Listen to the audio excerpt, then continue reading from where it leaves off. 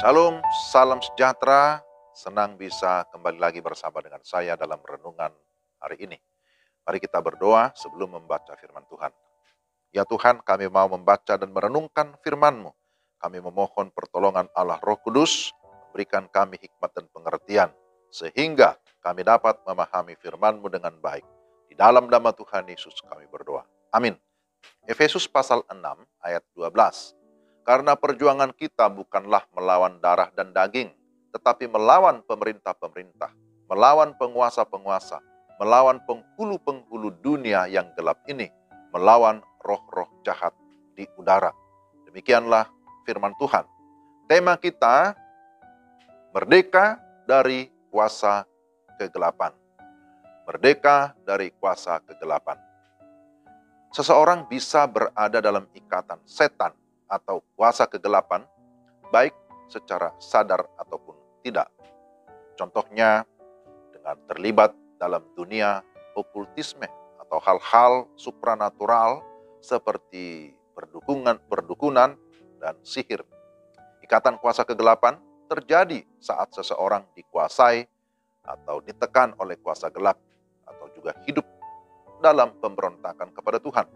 Mungkin sebagian orang tidak percaya dengan setan atau adanya ikatan kuasa kegelapan. Namun Alkitab jelas menuliskan dalam Efesus 6, jikalau kita baca ayat 11 sampai 19, bahwa ada kuasa kegelapan yang terlibat dalam kehidupan manusia di dunia ini, berusaha mengganggu kehidupan pribadi maupun keluarga. Kuasa iblis atau kekuatan, pengaruh, dan kendali iblis atas seseorang bisa menimbulkan atau membuat sakit penyakit, juga menyebabkan tingkah laku yang tidak pantas, yang tidak baik, ketidakmampuan berfungsi secara normal, dan bahkan mempengaruhi orang itu untuk bisa melakukan hal-hal yang jahat, bahkan juga bisa bunuh diri. Dampaknya, orang yang dalam ikatan kuasa kegelapan berbahaya bagi diri sendiri dan juga bagi orang yang ada di sekitarnya. Ada beberapa indikasi adanya ikatan atau pengaruh kuasa kegelapan. Ya, misalnya pertama, sering melakukan tindakan kekerasan baik kepada binatang ataupun orang. Itu juga indikasi adanya pengaruh kuasa kegelapan. Yang kedua, melakukan penyimpangan seksual. Ketiga, merusak diri dengan berbagai keterikatan seperti obat-obat terlarang, alkohol, ketakutan yang berlebihan, dan lain-lain. Yang keempat, terlibat dalam agama-agama palsu, sekte-sekte yang palsu, ya, yang menyesatkan. Kemudian yang berikutnya, kelima, keterlibatan dalam berbagai praktik okultisme, ramalan, ya, perdukunan, sihir, dan lain sebagainya.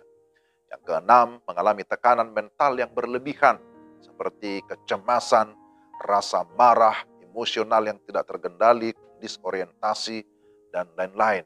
Kemudian gangguan psikologis seperti kepribadian ganda, paranoia atau paranoid, ya, kemudian gangguan fisik akibat kuasa kegelapan, lalu tidak mengalami sukacita dan kemerdekaan di dalam Tuhan, kemudian ketidakmampuan untuk menolak dosa dan secara konstan jatuh dalam dosa dengan sadar ada pemberontakan kepada Allah. Nah, itu adalah beberapa indikasi yang bisa terlihat di dalam diri seseorang yang dipengaruhi atau diikat oleh kuasa kegelapan. Saudara, apa yang Yesus katakan untuk masalah ikatan kuasa kegelapan ini?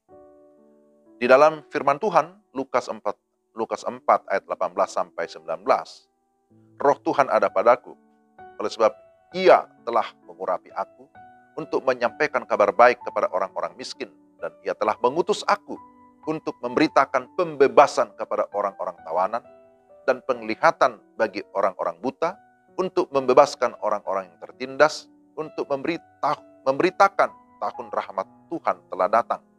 Kristus sudah membebaskan kita dari segala kutuk dosa, dari iblis, bahkan dari maut.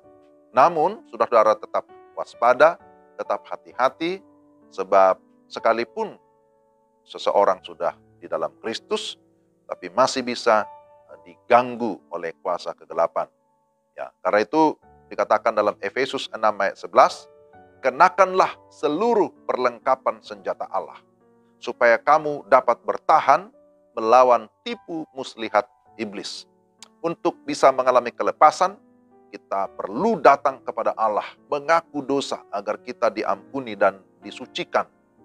Dan kemudian di dalam segala kesadaran, kita mau meninggalkan dosa. Jangan berbuat dosa lagi. Lalu sungguh-sungguhlah datang kepada Tuhan, berdoa kepada Tuhan, menyerahkan hidup kepada Tuhan, memohon senantiasa pengudusan dari Tuhan, supaya dengan demikian kita tidak lagi dikuasai oleh dosa, tidak lagi dikendalikan oleh si jahat. Karena saya percaya ketika kita hidup dalam kekudusan, ketika kita hidup di dalam terang, maka kegelapan akan menjauh, kegelapan akan sirna. Jadi jangan takut kepada kuasa kegelapan, tetapi mari kita takut akan Tuhan. Karena di mana Tuhan ada, kuasa kegelapan tidak akan berkuasa. Amin. Mari kita berdoa. Tuhan, terima kasih hari ini kami mendengarkan firman-Mu, mengingatkan kami bahwa kami adalah orang-orang yang sudah merdeka dari segala kuasa kegelapan. Si iblis tidak berkuasa atas kehidupan anak-anak Tuhan.